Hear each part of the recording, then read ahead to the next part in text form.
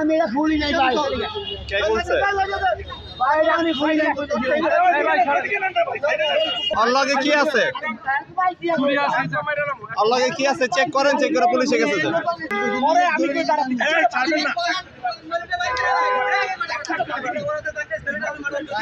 এই তুই তো তারে গাইছিস তারে গাইছিস আমি এটা করছি না আমার হাত ধরে দেন আমি কি আজ রবিবার দুপুরে রাজধানীর পল্টন মোড়ে ছিনতাইকালে জনতার হাতে এক ছিনতাইকারী ধরা পড়েছে। ধারালো চাকুসহ আটক হওয়ার পর বিক্ষুব্ধ জনতা তাকে গণপিটুনি দিয়ে পুলিশের কাছে সোপর্দ করেছে। প্রত্যক্ষদর্শীরা জানান দুপুর আনুমানিক 1টা 30 মিনিটের দিকে পল্টন মোড়ে ছিনতাইকালে পথচারীর চিৎকারে আশেপাশের লোকজন ছুটে আসে এবং ছিনতাইকারীকে ধাওয়া করে ধরে ফেলে। আটককৃত যুবকের কাছ থেকে একটি ধারালো চাকু উদ্ধার করা হয়েছে। জনতা ক্ষিপ্ত হয়ে তাকে গণপিটুনি দেয়।